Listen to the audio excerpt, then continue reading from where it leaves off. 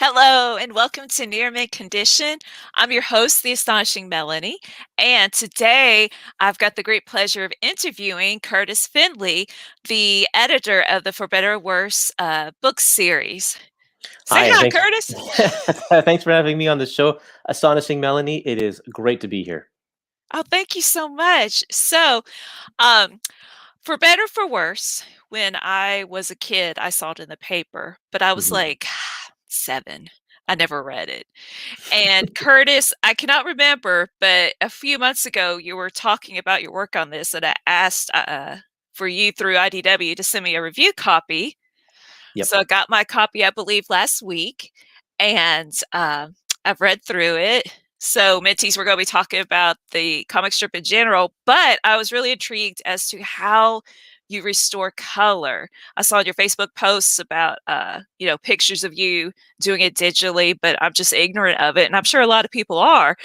Um, so yeah, I thought I'd share the love and let's find out how you do this work.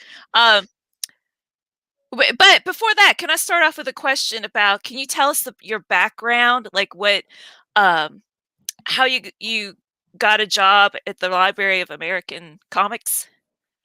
Sure. Yeah. My background, it's kind of funny because it's not like I set out to make a career out of this or anything like that. I've just had a lifelong love of comics, as many people that in our circles have, and I had the idea for a book that I wanted to do of my own. I was like, yeah, I love the history and stuff, and I want to put my stamp in the I don't know the just the historian area of comic history.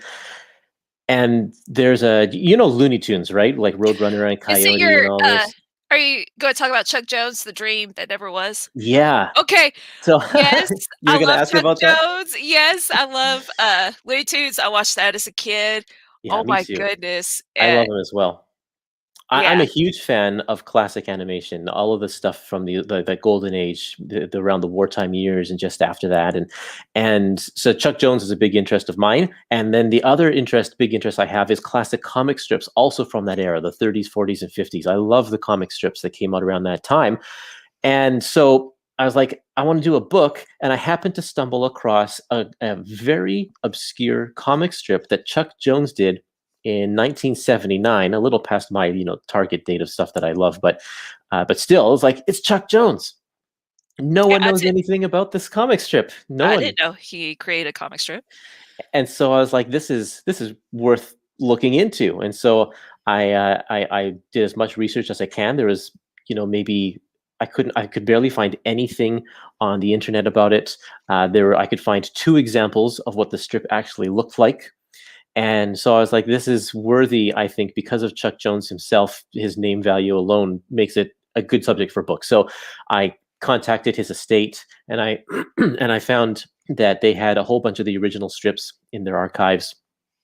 And I contacted the syndicate that brought it to newspapers to find out what the copyright information was and who owned the rights and what the legal side of things was. And I put together a big book proposal and pitched it to the Library of American Comics, and they loved the idea, and so they brought me on board. And I did a lot of writing for that to tell this huge history. As I was doing my research, I found out that there's actually a 27-year history behind this comic strip. Before it actually got to the newspapers, Chuck had tried to make it into different animated TV shows and whatnot for many, many years. He started when he was with Warner Brothers. Then after he moved over to MGM Animation, he tried getting this character going over there as well, and it just didn't work. And so What when was the character? his name is Crawford, and he's just a little boy with he's kind of a more Chuck Jones really likes intellectual humor, and so he's an intellectual. The kid is in a. It's different than how like Peanuts are kind of intellectual children, but they're still children. This Uh-huh. child and all of the children in the Chuck Jones strips are intellectuals, but they are kind of like adults in kid bodies. So Gotcha. Yeah. it's quite. There's a lot of funny parts to it. There's a lot of like, this is like beat goes way over my head, and I can understand why. The strip itself only lasted 6 months, and then Chuck Jones, either he pulled the plug or the editor pulled the plug. We don't really know. Okay. Um, and So we have 6 months of Chuck Jones comic strips, and we compiled them into a book. There's only, I think, 2 or 3 that we could never find, either the original art or in the newspapers. We never found them, but 99% of the whole series is there, along with sketches and animation art and concept drawings and rough drafts and all of this stuff that never made it in newspapers.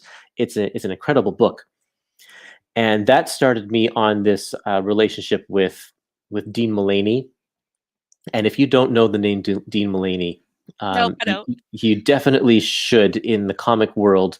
Okay. He is responsible for for the fact that we have creator-owned comics today. Oh. He started up his own comic book company called Eclipse Comics in the 80s. And the thing about Eclipse Comics was like, instead of hiring people to create comics for him, he published work of other creators and allowed the other creators to retain their own copyrights. So unlike Marvel, where you get hired, you create Spider-Man, but Spider-Man Mhm. is now owned by Marvel and he can't take it away. So that was his big thing. And because of that, there became an underground culture and an alternative comics movement of creator-owned comics. And and nowadays, like, that's kind of the thing, is like you make a comic and you can retain the rights to your own comic, because he kind of paved the way for that.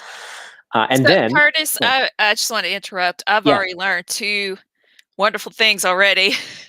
I knew it was a good idea to interview you. So, that's uh, good. so please continue that you stuck with Library of American Comics? Yeah, Dean approached me after and was like, I'd love to have you on board to help do some, like, some social media stuff or whatever, because he started up the Library of American Comics about 12 years ago, I think it is. And his goal was just to republish all of these classic comic strips that he himself was also a fan of. He wanted to do them all, like, for better for worse, where they're in these really nice massive hardcover books, really fat, collecting multiple years at a time, color where he could, and then just have it available for this generation who would not have access to it otherwise. Mhm.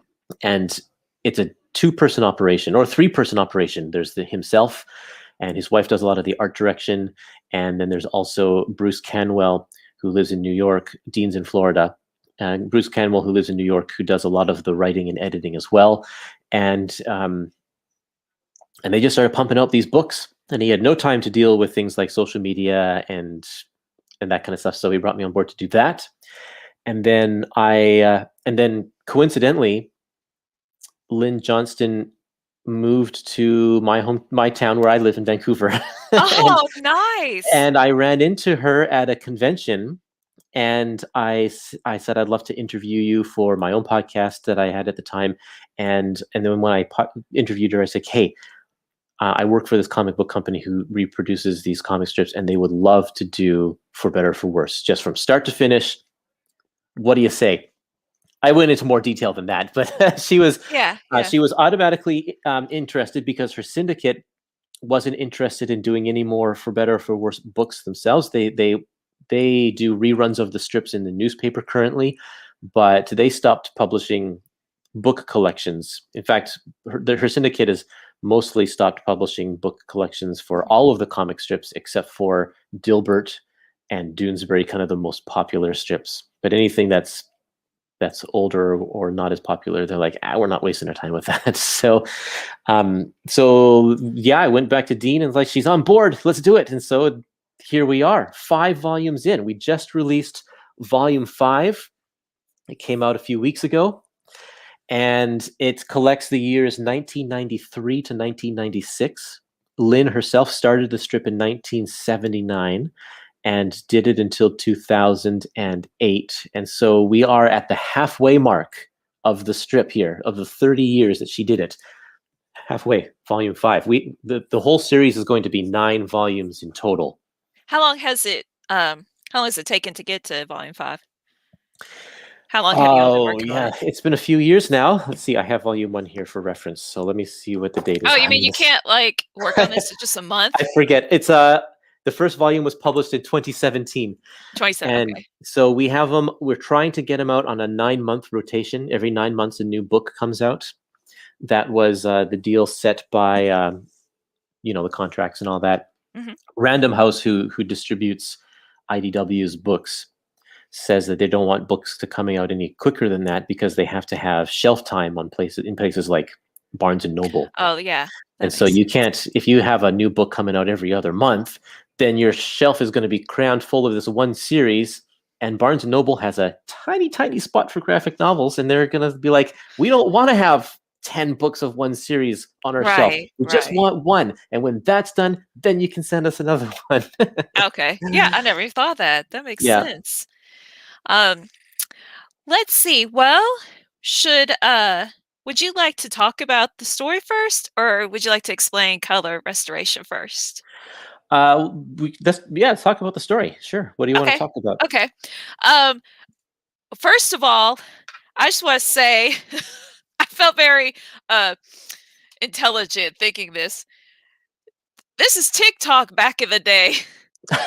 Comic strips are TikToks. I'm sure I'm not the first person to say that, but I was proud of myself when I thought I, it I into my actually head. haven't heard that, but it's Oh, okay. interesting because you're right. It's just a tiny little blip, a slice of life that you get in like 10 seconds. Right, yeah. And that's what TikTok is. Yeah, exactly. It's little blips of your life in And short then segments.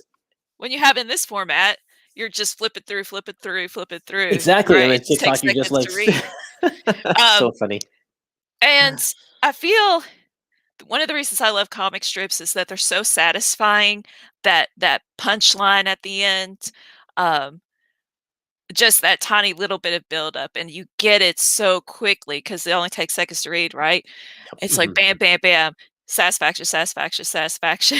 You don't have to put much effort into it, and you get the payoff so quickly. In fact, in some of them, I just skipped to the punchline. I don't know. Does that make sense? I was like, because I want to know.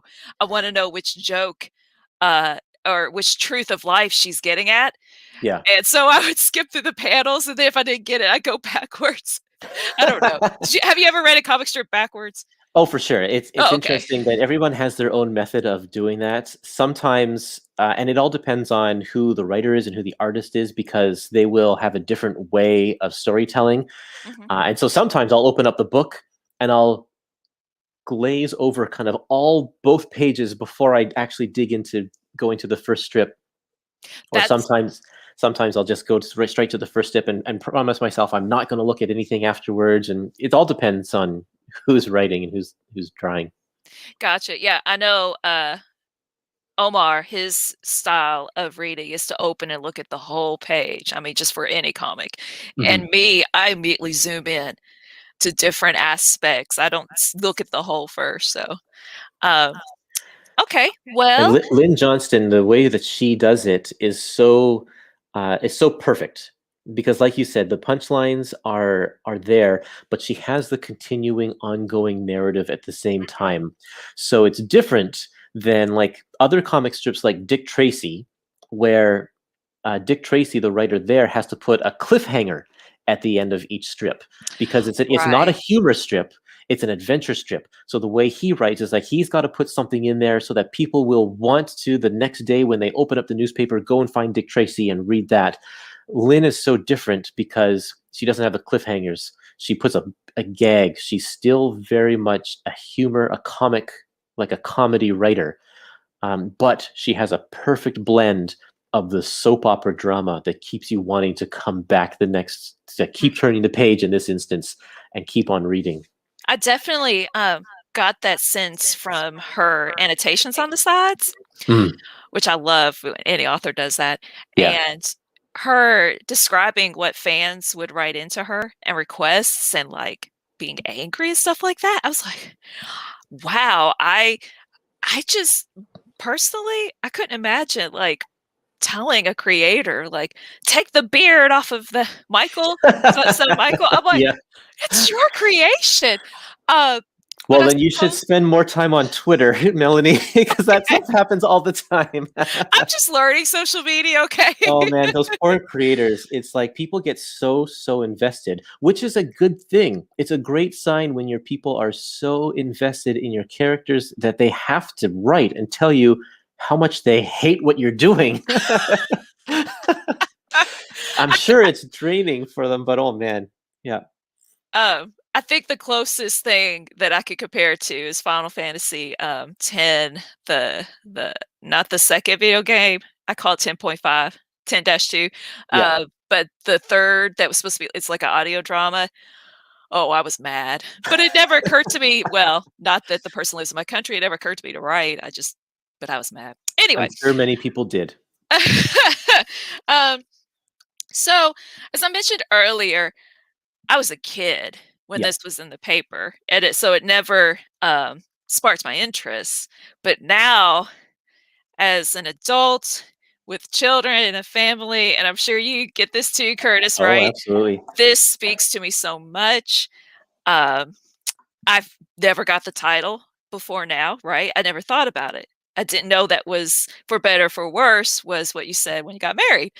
Um, so, yeah, I feel like my eyes are opened to her stories and how it must have been oh, what's the word?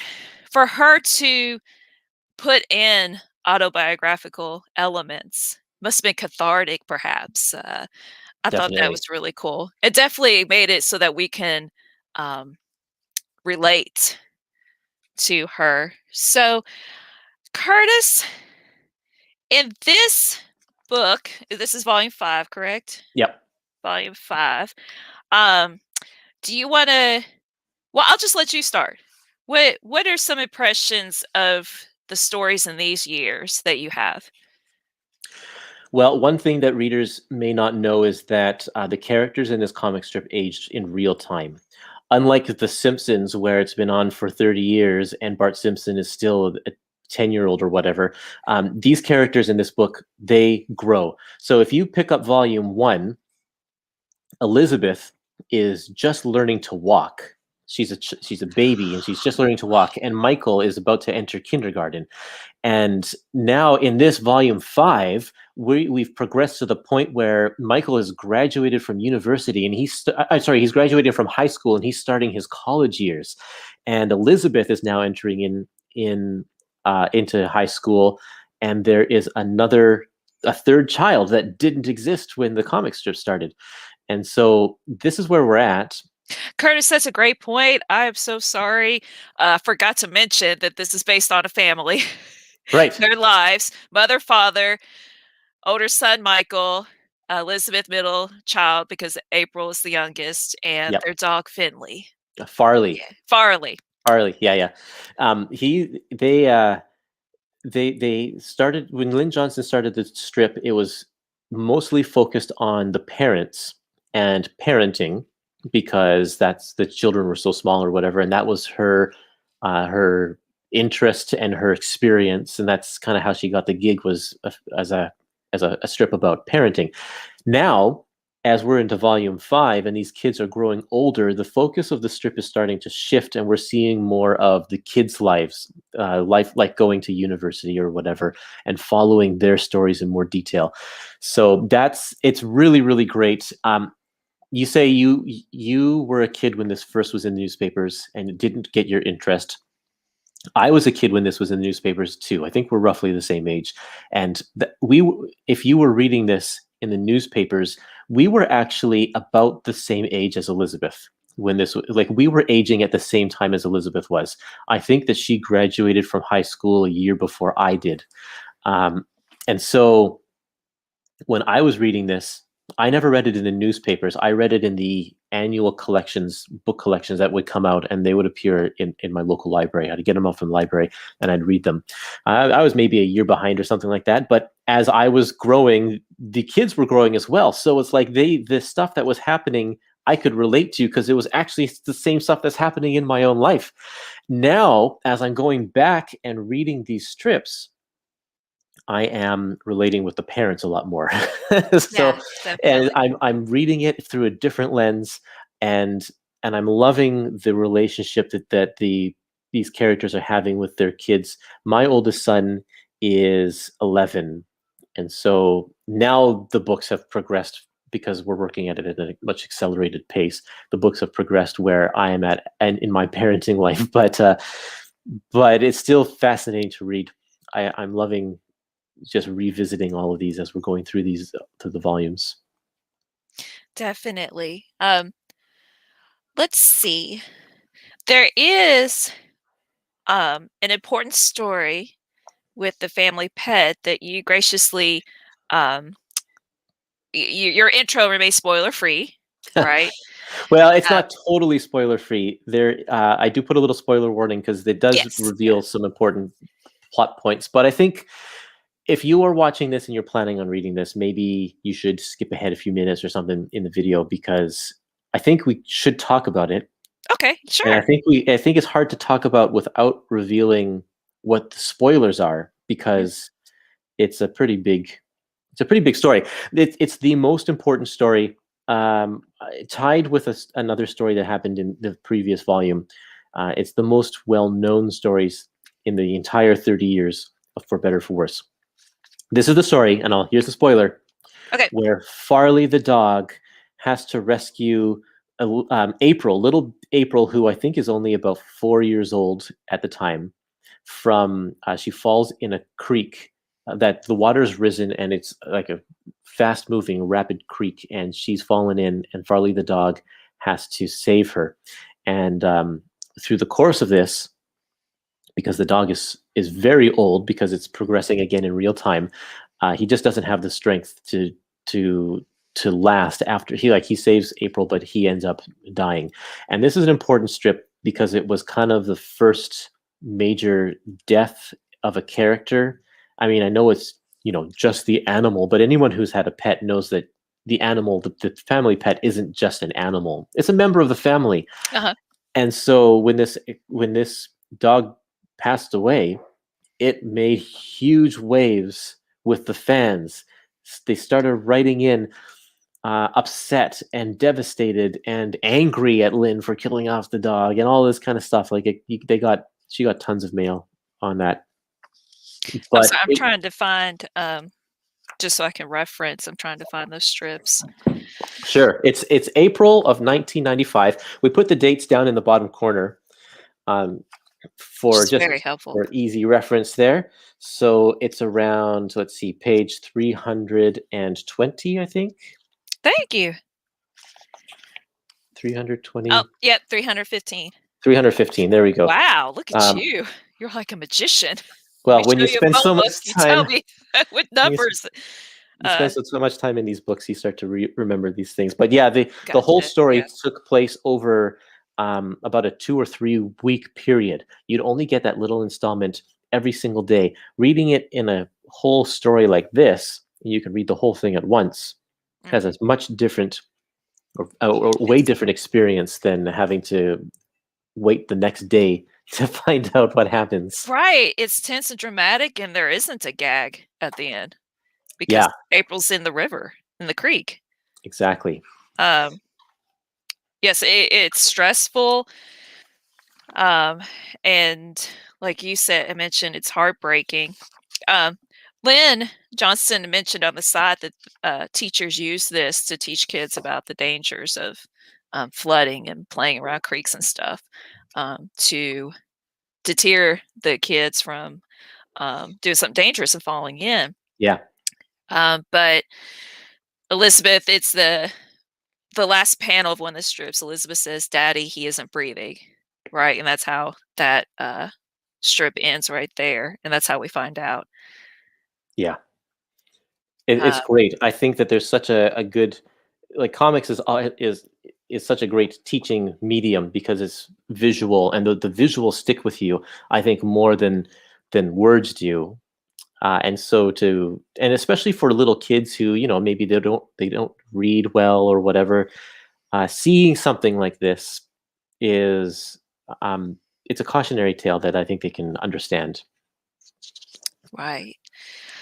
Um, and then just how the family supports each other and going through their fears, communicating, talking it out is a Yeah. wonderful lesson.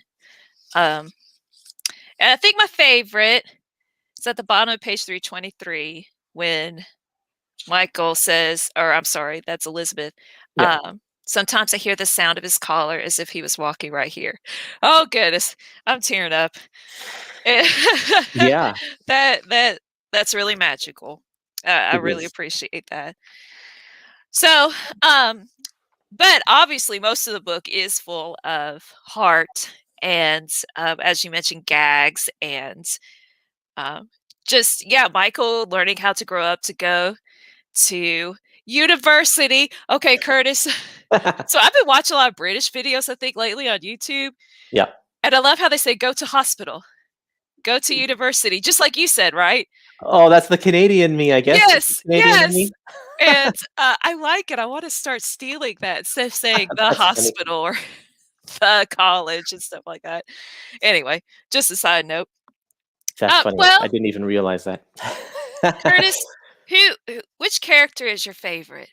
Oh man, okay, so I'm gonna definitely say Michael. I know that right off the bat, and the reason is because I definitely resonated a lot with just his journey growing up. Just he I think it's just maybe because we're both boys, that's Mhm. probably a big deal of it. But his feelings and his thoughts and stuff like that, and it's like I understand where this guy's coming from. His struggles in school, um, his struggles in his university years, and dating, and later on in the strip, in a few more volumes, he's going to get married and start having kids of his own, and it's like all of that. It's like I get it. I understand this guy. I love it. I think he's a great character. I think Elle, the mother, is my favorite because Yeah, I had read before and I am relating to her, especially with my daughter Lydia, who is 11, yeah, but she is um not too difficult, but just she's starting that yeah. I've got to read what this means in Elizabeth's actions that Elle is always having to try to and understand what Elizabeth's actually feeling or thinking, and then Lynch also has a lot of fun with that, making jokes and gags out of Oh yeah, being a teenager. um, page what was page 459? So that's the March in '96. They go to a timeshare. yep. I love this because my husband and I did a timeshare meeting. Oh yeah. Actually, it was on the day that he proposed to me that night. Aw. I was like, I just found this on the secretary's desk at work. There's this opportunity for a free hotel in Pigeon Forge. So we go through this whole spiel. It took forever. And they were mad at us. They're like, well, why did you want to do this? I was like, I wanted a free hotel stay. Oh man. But it's a longer story than that, but it's a great memory, right? And then that night he proposed to me. Nice. Oh man, so But good. that's have you ever done a timeshare I've not. There's proposition?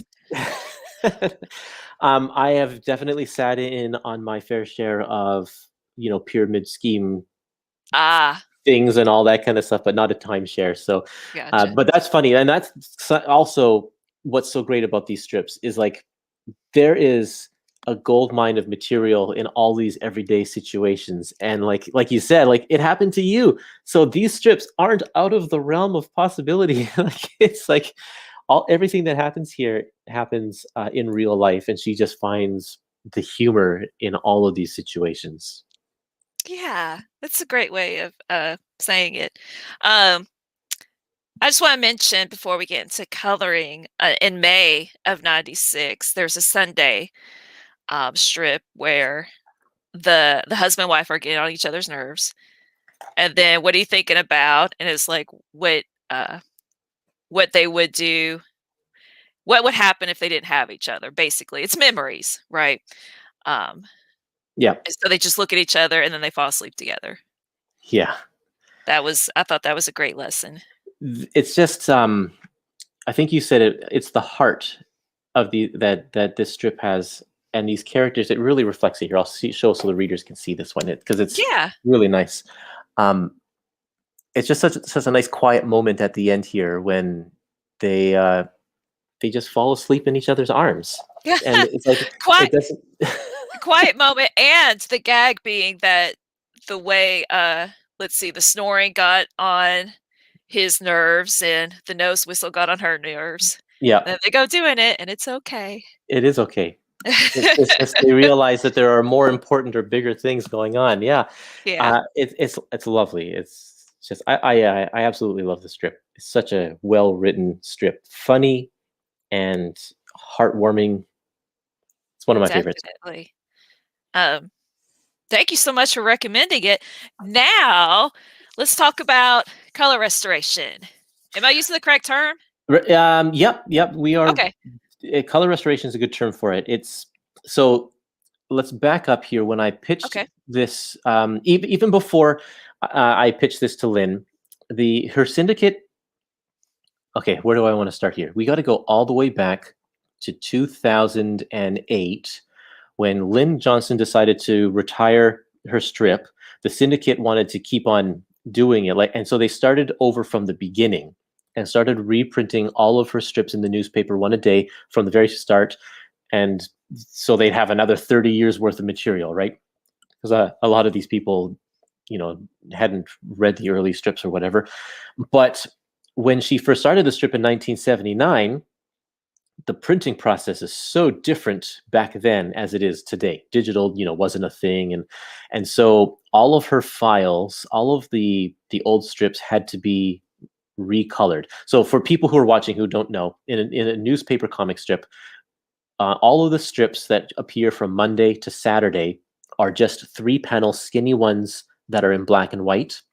And then on Sunday always has a color section of the newspaper that is like all of the comics were yeah, it bigger was and awesome.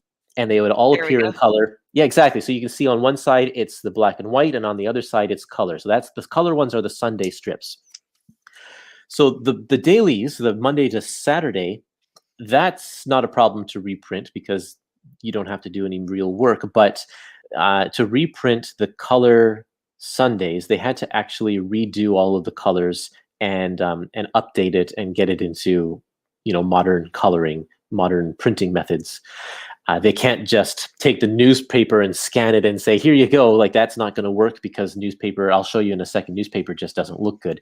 So they decided to recolor everything. And the colorists, they did a fine job, but they didn't follow the original color patterns. And they did a lot of things that were they made more modern choices in the way that they colored them. And that's how they appeared in the newspaper and some of the later collections. And when I went to Lynn, I said, if we do this, I want to restore all of the colors back to the way they looked when they first appeared so that people get a real sense of the era. Because, if you think about the 1970s, there's a very specific color palette in the 1970s with their earthy tones and their oranges and their greens or whatever. And in the 90s, like 90s had a very specific color palette as well with the choices that people would wear and all that kind of stuff. And so let's Yes, pull up. this is definitely what I was looking for. I did not know that. I never thought about that, Yeah. about decades having different color palettes that were popular. So here's what this Sunday is from this was reprinted in 2009. This is the recolored version of this strip. And so it has a newer logo in here as well. And things like in this first panel in the background here, you can see the gradient of the color Uh-huh. fading from light blue all the way to purple. That's something that you couldn't do in the old days because the printing process was such that you could have only flat colors. You were limited to a number of maybe 64 colors, and that's it. You had to choose all of your colors from that color palette of 64 colors. And then you'd have the cyan layer and the yellow layer and the magenta layer, and they would all kind of go on top of each other to form the different colors. and then that would be how you created the colors. And nowadays, you do everything in Photoshop or whatever, and you can have an unlimited color palette, and you just use the digital printer to print it out, and it looks beautiful. Um, but this is not representative of what it looked like when it first ran in 1981. And so what I had to do was find reference of what it actually did look like. And so Lynn Johnston and her company was very accommodating. They had some of the original proof sheets, which is like a color guide, which would be sent to the newspaper so they could print the Sundays. They had some of those ones. But in these early days, when Lynn didn't even realize that For Better For Worse was going to be a thing, she didn't save a lot of these things. She gave them away, or she'd toss them or whatever. And so over the years, she's been able to, sorry, she's been able to get a collection of old newspaper clippings and that kind of stuff for her own records. So I'll show you what it originally looked like in the newspaper. I Here's what it wasn't looked like in born the yet. newspaper. Almost. A few more months, I would have been born. There this you go. this Yes. was 2 months after I was born, Okay. in So yeah, 1981. we're the same age. And so this is what this is what it looked like in the newspaper, and you can see that it didn't age well. The colors are all muddy, and it's hard to make out. Like the brown in Ellie's hair almost looks like it's the same color as the green in the background Yeah. here. Okay. It's just not good. And so, especially when you look at this, the colors are also completely different. Ellie's wearing a green coat instead of a blue coat here, Hmm. and that kind of stuff. So I want to take this and turn it into something nice. And so Lynn Johnston's company had all of the black line already scanned. And so all I had to do was color it. And so I was able to pull it out. And this is what I colored to make it look like it Ah. is. And so you can see like the oranges in the bottom panel, and the greens and the blues and stuff. Like this is a more late 70s or 1980s color palette, also using the colors that they are limited to, the 64 colors that they're limited to. So this is what appears in our books, Okay. is So this restored version of what the original colors look like. you said just the black and white outline and you're Yeah, coloring in. So you don't have the color and you're coloring over it. that's right. I don't have the color. Okay. I'm not coloring over it. I have to actually uh, recreate what I see in the newspaper, Wow. and like find the colors that are going to be appropriate. I have a little color palette of 64 colors, and I know that Ellie's hair is that color, so I can automatically color her hair. But then for these ones back here, if you look at like these cans, gray isn't a thing, isn't a real color in this old color process. So it's more of like a darker or a lighter purple or whatever. And I have to Okay. figure out like, what is that? And you can see how all of these are like actually little dots here. Yeah. It's because they have the difference. Like I said, they have layers of color, like these clear color film that they put on top. And one layer is all of the yellow tones, another layer is the magenta tones, and the other layer is the cyan tones. And the further apart you space the dots, like this blue dot right here, Mhm. the further apart you space it, the lighter the tone is going to be when you shrink it down to this big. So if you look at Elizabeth's shirt here, there are no dots because that's just a solid red color. Okay. But if you want to make a green color, of course, because green is blue and yellow, you're going to need a yellow background with blue dots on it, so that when you zoom it back here, it actually looks green. Magic. So that's the Elementary old style school of doing that. coloring, Yeah, exactly. Uh, color theory. And But so, but digital, you don't have to do that. You don't need the dots. With Photoshop, you just color it a straight color, and it looks a little bit better. I mean, you lose the authentic dot pattern, whatever, right, right. but that's Um, how it's done now. It's all digital. so 2 things I thought while you were explaining this is it must be very satisfying, rewarding when you feel like you've got just the right color, and it must take a lot of work. Um, Somebody asked on Facebook how long it took you to do panels, and I can't remember your answer. What It it takes how a long does it take? it does take a long time. I think one of these Sundays is probably maybe a 2-hour job or something like that, going through and doing all of the work, because it's not just like I can't just take the paint bucket tool and click and like it fills in all of the green, because Ellie's line work is such that she doesn't draw her black lines all the way to the edge. So if Mhm. I just click to fill this little area right here, it'll fill all of this other area here Right. as well. So it's like I have to actually go in and like I have a Cintiq, a Wacom tablet, and a pen, and it's actually like a coloring book, and I'm coloring it in there and stuff to these little to make sure it all stays in the lines and that kind of thing. But yeah, the most satisfying part is I'm zoomed in really far in here and like in the trenches and coloring all this stuff. I'm zoomed in so far, and then I get down to the bottom panel and I've finished all of my work, and then I zoom out and I get to see the whole thing. It's like, oh yeah, this looks really, really nice. Yes, I get that with, do I have any? Um, I don't have any in, range of my hand, but making my perler bead creations, Right, there you go, exactly. it's wait, Because I you're so zoomed in, and then you yeah, step back and you can see the I bigger love picture. And like, that. I love oh that yeah, feeling. Yeah, oh like, I'm, wow, like, look at that. doing, Yep, okay, I gotta put all the white here, and then I yep. stand up and and look at the desk. I'm like, "There's Terry! It's There he awesome. is!" That's So great. I completely understand. Um, So one of the yeah, challenges that's been happening in this volume now is that in the 90s, that's when digital started being a thing, and comic strips and the whole world, the whole publishing world started transitioning over to digital. And so the materials that I got from Lynn Johnston were now the black lines, and they actually had the color files as well. Except the color files are very low res because I think the printing standards are different even back in the 90s than they are now. We like things a whole lot more higher res. And so I would get the black line, and I have a couple more examples here I can show you. Here's a strip from 1997. This is going to be in volume 6. This is kind of what I'm working on now.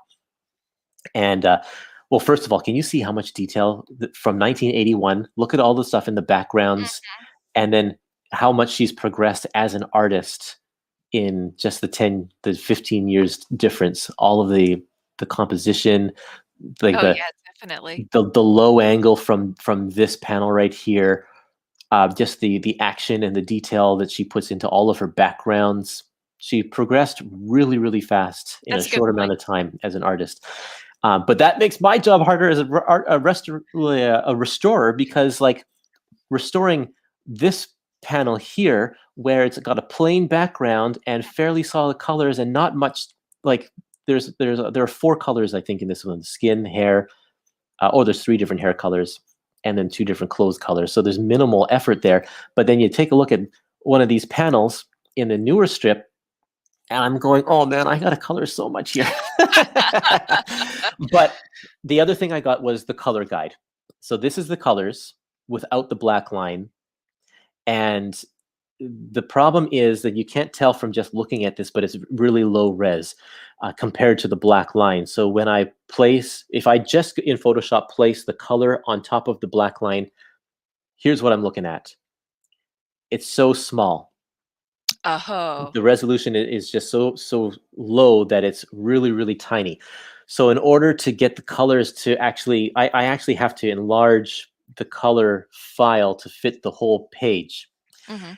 And the problem with that is that when you have this file here, the color file, all of the lines are crisp. I mean, it looks jaggy. It looks jaggedy when you zoom up here, but they're crisp lines. They print super, super clean when they print out on the page.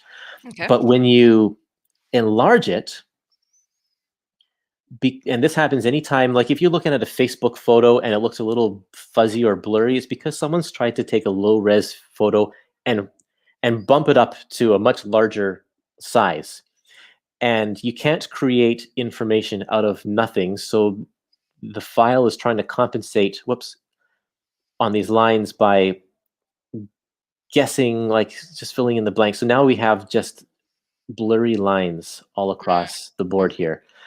And that in and of itself it's a problem when I put the color file and mix it with the black line, because now I have distortion all throughout all of these lines here. The black line is perfect. It's still Mhm. perfect, but you can see like Yeah, it's a little bit of blue. it's all distorted. All of these, this blue line coming up here is not crisp anymore. It's overlapping in the other lines, and Mm. even this peach flesh color right here, it's now got a little white ghost around it. Oh, uh, yeah. and I got to get rid of all that stuff. So now, like, I thought my life was going to get easier once we had these color files, but I still have to go through every single panel and clean up all of these lines because it's just a big mess. But I tell you, it's still satisfying when you get through all of it. Right, gotcha. It's just a different way to do it, that you have Yep. to do it. And so I think in 2001 or 2002, I was looking ahead of the files that I got, and I think that I'm getting more high res color files, so it'll be a little bit easier for me when we get there. But yeah, it's a lot of work, let me tell You you. have But to it's earn it, right? You got yep, I get you paid have the to big go through bucks the for it, right? process. Yeah, But it's the kind of thing is I enjoy it too, because it's like it's mindless work in a sense, just going through and yeah. fixing all the stuff. So I'm Put there, you in a and state of zen. I'll put on a movie, or I'm doing a big watch through The Walking Dead right now as I do this kind of stuff. So I'll just be coloring, and I'll have my Complete little opposite tablet. comic. Yeah, To exactly. offset the wholesomeness of for better or for worse. No, I completely understand. That's why I cross stitch, do crafts is to zen. Paint by number. I've Yeah, got numbers, Curtis, for my coloring. there you Uh, go. because it's just, yeah, you just zone out and then you're like, you take a step back, you're like, oh wow, this is really pretty. Yeah. Oh, the other thing I'm doing here is the new logo has to be replaced with the old logo. Oh, That's it. So because this is going to run in the newspapers, they've swapped out all of the logos, gotcha. so it's Yeah. current. But I'm gonna switch it all back so it's the way it was before. Um, wow, that just thank you. That was really interesting. And I think for anybody who watches this, for our viewers, that we just learned a lot today. I That's mean, good. goodness, we've talked for almost 50 minutes, but it does not feel like it. I've learned so much. In And like, fact, I think my process is probably different than a lot of people's processes as well. Like every artist has their own way of doing things. All colorists, like I'm not a formally trained colorist or anything like that too. And people who are colorists who will watch this are probably like, why is he doing this the hard way? There are probably easier ways to do this. but it's just like it's you got to do what you got to do in order to get the work done. And when I see it, when the book comes in the mail and I look at this for the first time, and I'm like, yeah, this is all of the it's work that I real. did, and it's like this is great. Yeah. That is amazing. And I'm sure Lynn Johnston gets copies too, right? Oh, she gets a bunch, yeah, and she loves these books. She's very happy that people are taking an interest in her work after all these years as well. And yeah, she's also happy that she doesn't have to do any of the work herself. I wanna write her a letter. I'll write a fan letter and decades later, I'll write Lynn Johnston a letter and be like, Yeah, well, "Why you do did that. I'll you pass it along why" to her. Oh, thank you. I'll be like, "Why didn't you take Michael's beard off earlier?" Something like that. And that'd just be the whole letter. She'll be like, "What?" Yeah, so Melanie mentions Michael's beard because I do write about that specific thing in my introduction. How give it some context of why it exists and why it's important. Michael grew a beard when he went away to college, or to the college, to his No, college. wait. Went No, away to the American college. way you say go wait, he went to college. That's Yeah. true. I don't know why sometimes we use the, but go ahead. So yeah, he grew that beard. He went away for a while, and he came back. Had the facial hair, and there's a significance, a metaphorical significance to that I write about. But yeah, in the comments, Lynn makes mention that people wrote in to say he looks terrible with that beard. Get rid of it. I look scrappy. I like the beard. I Yep. thought it was fun. Um, well, Kurtis, um, would you like to add anything else before I inform people of where they can find you? Sure. With these old comic strip books, it's such a small market. We are catering to such a tiny little demographic of comic fans. And so, if you are at all interested, it would be great to have your support on this series or any of the other series that we do at the Library of American Comics because we can't keep publishing these books if people aren't buying them. Right. We have a lot of lines where we get partway through and the sales just aren't there. They don't warrant continuation. For better for worse, is not in that boat right now. We are very thankful that the fans have come out to support these because they're also not cheap books. Like we're talking 500 pages hardcovers. These are, they're like Marvel Omnis. they and they have the price tag to kind of go along with it. The price tag is $50. But it's well worth it. It's a Yeah, no, slice of I think that's history. reasonable. That's definitely reasonable. It's absolutely reasonable for the content, for Mhm. the amount of content that there is. But if you want to be there, and we want people to be in there for the long haul, and spending $50 on all of these books, it does add up. Um, Mm, but we're doing it for a good reason to preserve this history and keep and let people enjoy this past. And so this book came out just a few weeks ago. Like I said, you can get it through IDW's website, idwpublishing.com, or you can go to Amazon or um, cheap graphic novels. or Graphic novels. cheapgraphicnovels.com. Yep, the That'd be a official great place to get sponsor it. of Near Mint Condition. Yeah, So thanks, that's it. Curtis. Yeah, you can get it anywhere comics or books are sold. And if you have any sort of interest in this, it's definitely worth your time. It's one of the best comic strips out there. Thank you so much, Curtis. And people can find you on your Epic Marvel podcast, Yeah, right? that's the other interest of mine.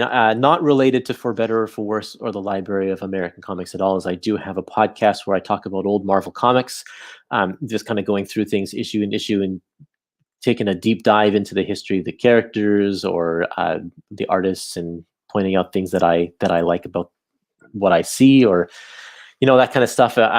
People seem to like it, so I'll keep on doing the podcast. You can head over to epicmarvelpodcast.com or follow me on social media. And Just search for Epic Marvel Podcast. and I think, our viewers can tell from this interview that your podcast is very knowledgeable. I try to offer insights on just how comics are made or how these comics are made or it's just the kind of the behind the scenes stuff because I think that's really interesting to me is like how do you tell the story through the comic medium, and it's both the behind the scenes stuff that's interesting but also the way that it's crafted on the page, so I like to point out that kind of stuff too. And I like to hear it. So Yeah. thank you so much again, Curtis. Um, Thank you for watching. Please hit the like button, especially if you'd like to see more comment or content like this. Please leave notes in the comments below of what you think about more interviews. Thank you, Curtis, so much for doing my first interview. Oh, it was a pleasure. You did a great job. Oh, thanks. Um, and you can, find us on social media, support us on Patreon. We want to thank everybody who has come out to support us. And please don't forget Epic Marvel Podcast Mhm. with Curtis. Thank you so much, Curtis. Thanks for having me. You're welcome. And ready? Stay minty. Oh.